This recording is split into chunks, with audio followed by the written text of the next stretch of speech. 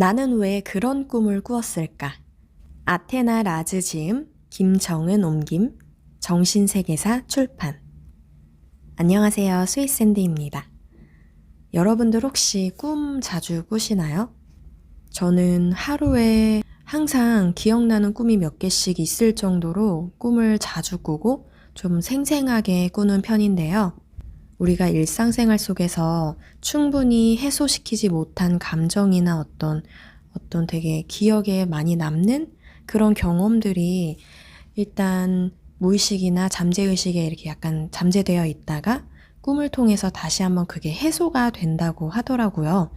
그래서 저는 꿈에 대한 관심이 좀 많아서 기대를 하고 읽어보게 되었습니다.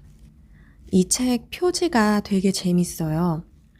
배경은 초록색 배경인데 표지에 여자가 감기 조심하세요 하는 그 여자처럼 빨간색 두건을 쓰고 노란색 원피스를 입고 하이힐을 신고 걸어가는데 두꺼비인지 개구리인지 이런 초록색 파충류의 손을 잡고 되게 행복한 표정을 지으면서 걸어가고 있어요. 이 여자가 들고 있는 바구니에 빨간색 과일이 가득 담겨 있는데요.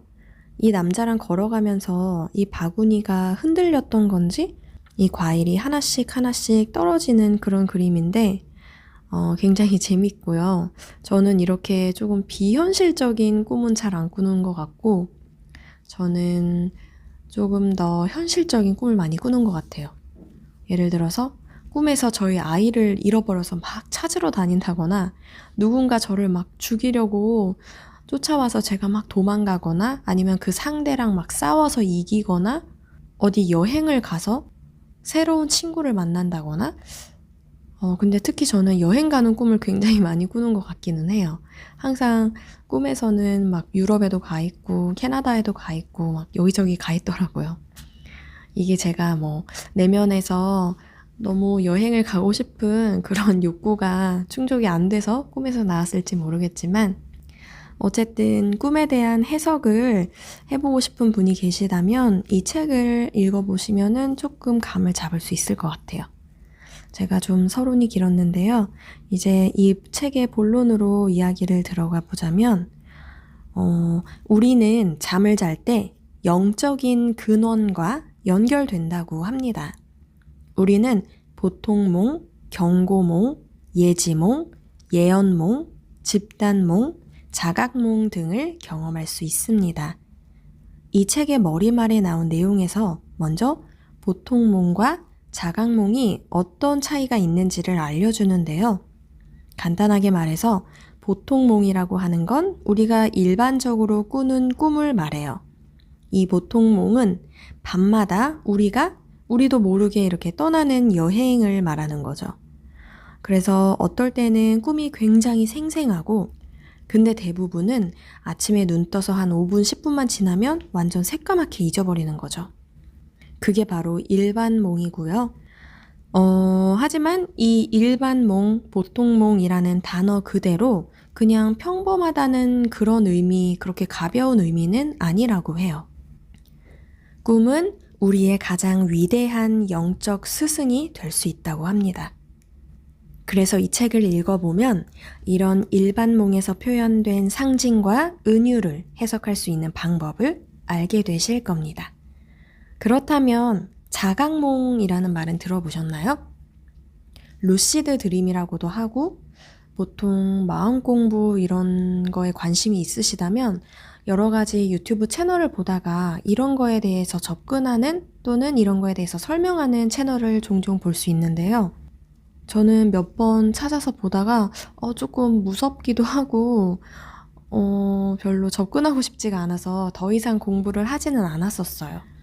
그런데 이제 이 책에서는 이렇게 표현을 합니다. 자각몽이란 당신이 꿈속에서 자신이 꿈을 꾸고 있다는 사실을 깨달을 때 그 사실을 인지한 걸 자각몽이라고 합니다. 그러면 자각몽과 보통몽의 근본적 차이는 뭘까요? 자각몽을 꾸는 사람은 꿈속에서 깨어 있는 것이고 보통몽은 잠이 들었기 때문에 꿈을 꾸는 것입니다. 자각몽은 그냥 꿈속에서 내가 하고 싶은 대로 할 수 있는 그런 이득만 취하는 데에 의미가 있는 건 아니고요. 진정한 나의 근원과 연결되는 것이 그 핵심이라고 합니다. 여러분은 모든 꿈을 통해 내면 저 깊은 곳에 이미 존재하던 선물들을 재발견하게 될 것입니다. 여러분은 의식과 현실의 두 가지 형태를 자각하는 능력이 생길 겁니다. 자각몽을 꾸게 되면 당신은 자신이 지금 의식을 탐색하고 있음을 실제로 알 거고요. 그렇다면 내가 꿈속에서의 의식과 그 의식을 알아차린 의식이 있다면 이 상위 자각은 도대체 뭘까? 이런 조금 더 심오한 질문을 하게 되실 거라고 이 책에서 이야기를 합니다. 이렇게 자각몽이든 보통몽이든 우리가 꿈을 기억해서 그거를 해석을 하려면요. 여기에 나온 팁을 좀 따라하시면 도움이 될 텐데요. 잠들기 전에 아침에 일어나면 꿈을 기억하겠노라고 의도를 세우시면 된다고 합니다. 의도를 세운다는 건 우주에 속삭이는 일종의 선언입니다. 의도는 자신이 꿈속에서 원하는 것이나 인생에서 바라는 것을 정하면 되고 눈을 감고 편안하게 몇 번 호흡을 한 뒤 다음과 같이 말해보는 겁니다. 나는 오늘 안전하게 내 꿈 세계를 탐험합니다. 나는 좋은 꿈을 꿀 것이고 아침에 그 꿈을 기억할 것입니다. 나는 내 꿈의 모든 측면을 샅샅이 들여다볼 준비가 되었습니다. 나는 진심으로 내 꿈이 나에게 도움이 되는 가이드를 제시해 주시기를 바랍니다. 아침에 깨어나면 최대한 몸을 움직이지 말고 그 자세로 가만히 있어 보세요. 마음속으로 꿈을 재생해보고 꿈 일기를 적어봅니다. 최대한 상세하게 적는 게 중요합니다. 가능한 한 많은 정보를 적고 별로 중요하지 않다고 생각하는 것들조차도 다 한번 적어봅니다. 꿈의 상징들을 수집해서 해독해보면 나중에 대단히 중요한 것을 발견하게 될 겁니다. 꿈속에서 나오는 이미지는 모두 무의식에 뿌리 깊게 박혀있는 신념과 두려움, 그리고 그와 연동된 에너지 진동을 스스로 발견할 수 있게 돕기 위한 것입니다. 궁극적으로는 당신이 결국 그 신념을 변형해서 더 좋은 것을 창조하고 현실화하는 것을 목표로 합니다. 꿈에 나오는 이미지, 장면, 상징 등을 살펴보면 자신이 현재 어떤 콤플렉스를 겪고 있는지 짐작할 수 있습니다. 콤플렉스는 우리가 긴장 상태에 있음을 가리킵니다. 우리가 무언가에 저항하고 있으며 그것 때문에 내면에 긴장이 발생하고 있음을 의미합니다. 꿈이 구체적이고 의미심장한 시나리오와 이미지로 우리가 무엇에 저항하고 있는지를 보여주면 우리는 그 메시지를 알아차리고 그에 따라 진동과 삶을 바꿀 수 있습니다. 우리가 영적으로 볼 준비가 되지 않은 것은 절대로 우리 눈에 보이지 않습니다. 당신이 꿈에서 인식한 것이 있다면 그건 다 그럴 만한 이유가 있어서 그럽니다.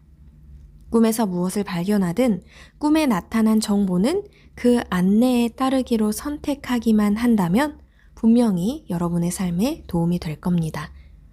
꿈은 단순히 콤플렉스가 무엇인지에 대해서만 알려주는 게 아닙니다.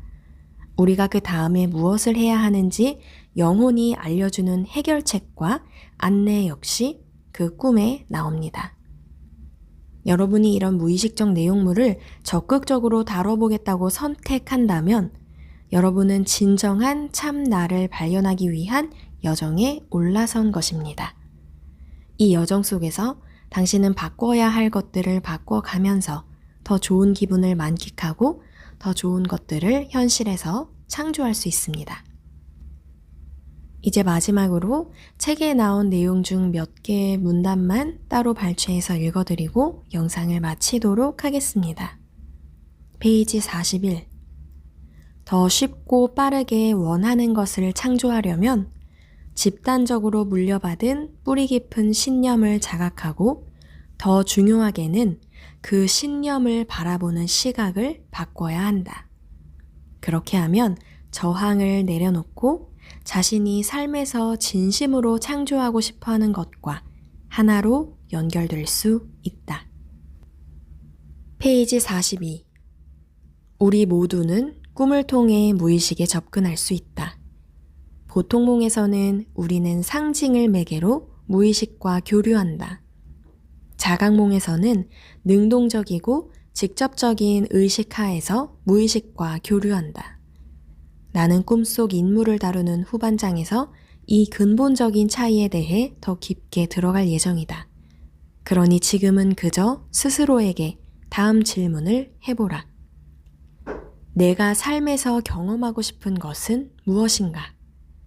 더 많은 돈, 편안함, 사랑, 건강, 안전?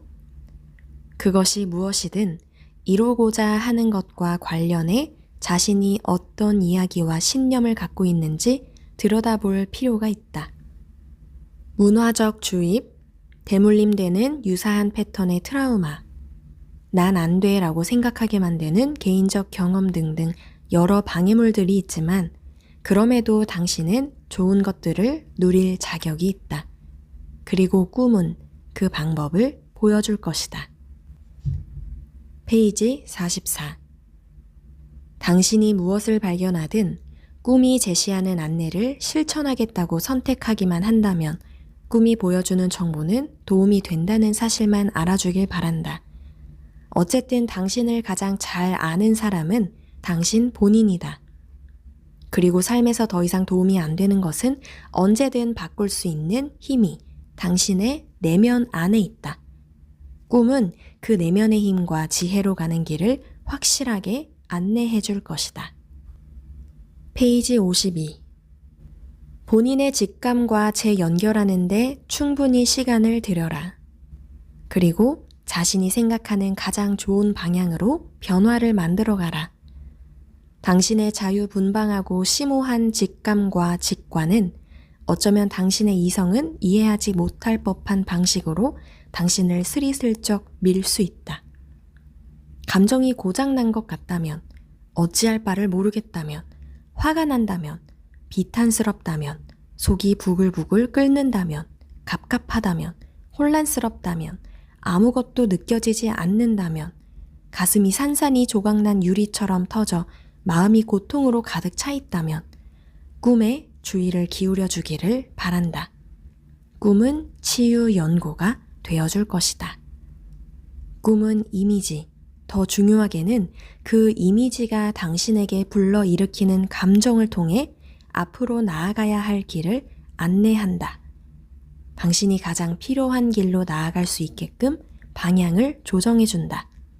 즉, 당신이 가장 직감적이고 창조적인 본성으로 되돌아갈 수 있게 방향을 돌려준다. 페이지 54. 당신의 꿈은 되돌아가는 길을 보여줄 것이다. 쉬어야 할 때, 밀고 나가야 할 때, 싸워야 할 때, 사랑할 때, 놓아주어야 할 때를 알려줄 것이다. 당신의 발목을 잡고 있는 게 무엇이든 그것을 변형하고 바꾸는 방법을 정확하게 말해줄 것이다. 직감적 본성의 핵심은 느낌대로 따라가는 것이다. 당신은 오후 내내 태양 아래에서 빈둥거릴 수도 있다. 아니면 저녁에 마음 가는 대로 별빛 아래에서 춤을 출 수도 있다. 외모에 대한 이런저런 생각은 있고 그냥 있는 그대로의 내 몸을 즐길 수도 있다. 명심하라. 직감적 본성을 보살피는 것은 일회성으로 끝나는 일이 아니지만 혼을 담은 창조적인 행동 단 하나만으로도 직감적 본성과의 연결은 다시 깨어날 수 있다. 모든 게 맞아떨어져서 드디어 삶을 즐길 수 있는 완벽한 타이밍은 절대 오지 않는다. 자신의 직감적 본성에 더 가까이 귀 기울일 때 목표를 이루기까지의 과정은 더욱 즐거워질 것이다. 직감적 본성은 끌어당기는 힘이 있지만 그러자면 나답게 살아야 한다. 우리 모두에게 해당하는 말이다. 페이지 252에서 253.